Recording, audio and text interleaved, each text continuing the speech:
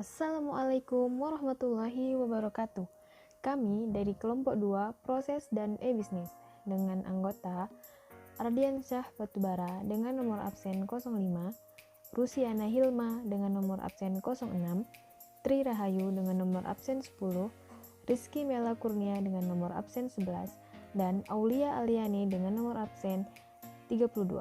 Di sini kami akan menjelaskan definisi e-bisnis. Istilah e-bisnis muncul setelah adanya fenomena mengenai e-commerce di jagat internet, yang juga dipengaruhi oleh kemajuan teknologi komputer, baik dalam perangkat lunak maupun dalam perangkat keras, serta kemajuan teknologi itu sendiri. E-bisnis merupakan kegiatan bisnis yang dilakukan secara otomatis dengan memanfaatkan jaringan komputer dan teknologi internet. E-bisnis memungkinkan suatu perusahaan untuk berhubungan dengan sistem pemrosesan data baik internal maupun eksternal agar lebih efisien dan fleksibel. 7 elemen pada e-bisnis dan perannya. Kompetitif strategi diperlukan di dalam e-bisnis sebagai sebuah strategi yang dilakukan agar bisnis dapat bersaing dengan sehat dan memenangkan persaingan tersebut dengan para kompetitor bisnis serupa lainnya. Misalnya, dengan pemanfaatan sarana dan aplikasi berbasis website dan mobile application, penyediaan layanan ERP dan SOE, layanan keamanan informasi dan transaksi. Bisnis strategi. Bisnis strategi dilakukan agar bisnis dapat berjalan dengan sukses. Pada pemasaran global dan online berbasis e-bisnis, strategi bisnis tetap diperlukan dan dijalankan dengan baik. Dengan melihat kebiasaan dari para konsumen, maka dapat ditentukan salah satu strategi bisnis di dalam menjalankan e-bisnis. Misalnya, pemanfaatan layanan sosial media dan jejaring sosial sebagai salah satu media di dalam melakukan periklanan. Value chain. Value chain yaitu sebuah rantai urutan aktivitas dan proses yang terdapat di dalam suatu organisasi, bermanfaat untuk membuat sebuah desain produk beserta dengan proses produksi, pemasaran, pengiriman, dan dukungan teknis terhadap konsumen.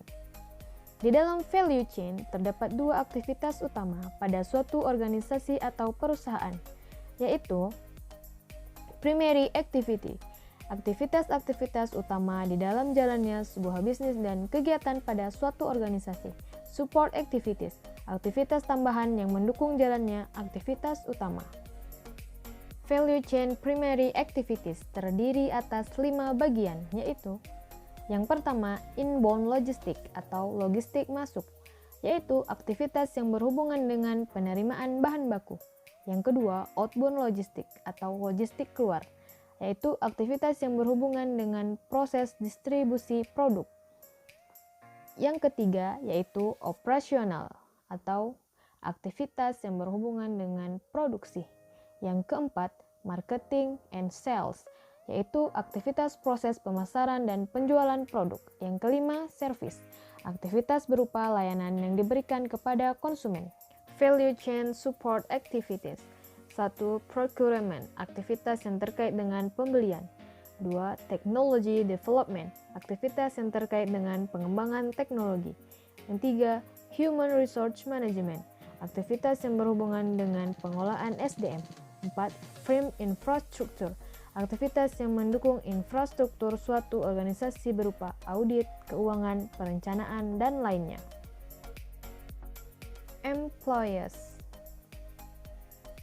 Employees mengacu pada aset penting dalam bisnis berupa tenaga kerja yang berhubungan dengan teknis pelaksanaan bisnis dan e-bisnis berbasis internet dan komputer.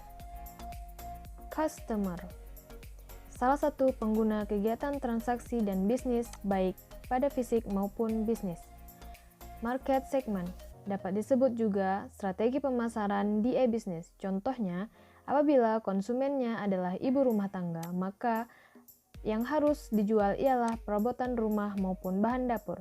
Business unit. Business unit merupakan bagian-bagian dari e-bisnis. Persamaan antara e-commerce dan e-bisnis. 1.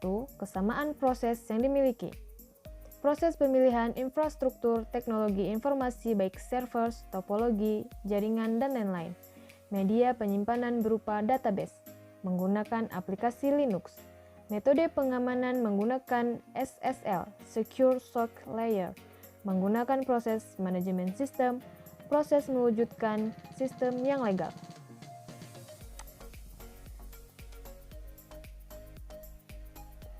Peran serta dalam value chain. Kesamaan keduanya di dalam value chain terdapat dalam aktivitasnya. Yang pertama, primary activity, merupakan semua bagian yang memuat seluruh aktivitas utama. Yang kedua, support activity, merupakan kegiatan pendukung dari primary activity. Interaksi serta komunikasi dengan rekan bisnis dan supplier. Para pelaku bisnis online pada e-commerce maupun e-bisnis memerlukan adanya interaksi dan komunikasi dengan sesama pebisnis dalam membentuk usaha bersama, penentuan harga, berbagai pengetahuan, dan informasi. Begitupun kepada supplier barang atau produk. Hal ini penting agar terdapat jaminan stok barang di gudang. Supplier sendiri adalah salah satu rekan bisnis yang sangat penting baik di e-commerce maupun di e-bisnis. Perbedaan antara e-commerce dan e-bisnis. Adapun perbedaannya yaitu perbedaan antara proses eksternal dan internal, perbedaan perincian pada proses internal dan eksternal, perbedaan kompleksitas strategi, serta perbedaan jumlah integrasi di dalamnya. Perbedaan antara proses eksternal dan proses internal. Proses eksternal merupakan satu atau beberapa proses yang melibatkan semua entitas luar perusahaan. Proses internal yaitu proses yang melibatkan semua entitas dalam perusahaan. Misalnya, proses produksi oleh divisi produksi, proses pemasaran oleh divisi pemasaran, proses penyedia bahan baku, dan supply chain. Pada e-commerce, semua proses yang ada mengacu pada proses eksternal. E-commerce lebih menekankan kepada bagaimana memasarkan produk, sedangkan pada e-bisnis mencakup kedua-duanya. Perbedaan cakupan proses eksternal dan proses internal. Pada perbedaan kedua ini ditekankan pada cakupan prosesnya, internal dan eksternal. 7 proses eksternal yang dikelola e-commerce. Proses penjualan, proses pemasaran, proses pemesanan, proses pengiriman, proses pelayanan, proses pembayaran, dan proses suplai barang dan jasa. Sedangkan e-bisnis, cakupan proses meliputi 7 proses eksternal, ditambah proses internal. Proses internal berupa produksi, manajemen sumber daya, inventory, pengembangan produk, manajemen risiko, dan lain-lain. Perbedaan kompleksitas strategi. Strategi bisnis, strategi pemasaran, dan strategi persaingan pada e-bisnis jauh lebih kompleks dibandingkan pada e-commerce. Ini disebabkan karena kegiatan pada e-bisnis lebih luas dibandingkan pada e-commerce. Pada e-bisnis bukan saja mencakup proses transaksi online seperti e-commerce, tetapi juga pada proses produksi, distribusi, stok barang, supply chain, dan lain-lain. Perbedaan jumlah integrasi di dalamnya. E-commerce sendiri menyajikan 3 buah integrasi di dalamnya yang meliputi integrasi secara vertikal untuk aplikasi berbasis web pada e-commerce, integrasi core business untuk ruang pemasaran e-commerce dan ruang komunikasi dengan pembeli online, integrasi teknologi untuk penanganan pembayaran secara elektronik. Sedangkan e-bisnis menyajikan 4 buah integrasi yang meliputi integrasi vertikal untuk front office halaman web dan back-end system, integrasi horizontal untuk pemanfaatan customer relationship management and enterprise resource planning, integrasi kanan untuk hubungan pemilik dengan konsumen dan rekan bisnis, integrasi kiri untuk pemanfaatan teknologi terbaru sebagai penunjang bisnis. Hubungan antara e-commerce dan e-bisnis. E-commerce merupakan subbagian dari e-bisnis. 3 bentuk kombinasi hubungan antara e-commerce dan e-bisnis. Pada gambar pertama, e-commerce memiliki sebagian elemen yang menjadi elemen dari e-bisnis. Gambar kedua, semua elemen dari e-commerce merupakan elemen dari e-bisnis. Gambar ketiga, e-commerce merupakan himpunan bagian subset dari himpunan e-bisnis. Permasalahan-permasalahan yang terjadi pada e-commerce. Permasalahan yang terjadi pada layanan dan aplikasi e-commerce dibedakan menjadi 2 kategori utama, yaitu tindakan kejahatan pada transaksi di dunia digital.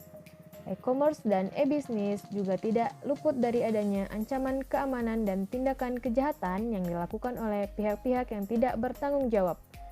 terdapat sejumlah kejahatan yang dilakukan di dunia digital terkait dengan transaksi online yang terjadi di dalamnya. Tata cara penanganan.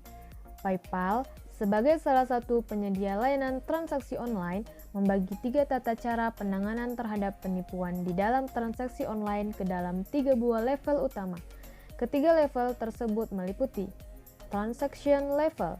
PayPal menerapkan sistem di mana di dalamnya terdapat seperangkat rule atau aturan dan statistik untuk mengidentifikasi dan mengantisipasi adanya penyalahgunaan akun PayPal oleh pihak tidak bertanggung jawab. Account level dilakukan pemantauan untuk setiap aktivitas yang dilakukan oleh setiap akun pengguna. Network level dilakukan pemantauan untuk jaringan koneksi yang dilakukan antar akun satu dengan akun lainnya pada PayPal. Perlindungan hukum terhadap transaksi bisnis digital. Dengan adanya kasus-kasus kejahatan pada transaksi digital yang terjadi pada e-commerce, maka dilakukan perlindungan hukum terhadap transaksi bisnis digital. Perlindungan hukum tersebut diberikan dalam bentuk undang-undang digital di setiap negara di dunia, termasuk di Indonesia. Di Indonesia sendiri, undang-undang yang mengatur tentang perlindungan hukum pada transaksi elektronik atau transaksi bisnis digital adalah UU ITE, Undang-Undang Informasi dan Transaksi Elektronik. UU ITE mengatur 2 hal utama dalam kegiatan internet masyarakat Indonesia. 1. UU ITE memberikan jaminan keamanan hukum bagi para pelaku bisnis online sehingga proses transaksi dapat berjalan dengan aman dan nyaman. 2. UU ITE mengatur tentang hal-hal apa saja yang boleh dilakukan di internet dan hal-hal apa saja yang tidak boleh dilakukan pada jaringan internet. Terkait dengan perlindungan hukum dari pemerintah Indonesia terhadap transaksi digital melalui UU ITE ini diatur pada pasal 5, 6, 11, 12, 13, 14, 15, dan 16. Baiklah, setelah sekian penjelasan tentang e-commerce dan e-business dari kami, terima kasih. Thank you for watching.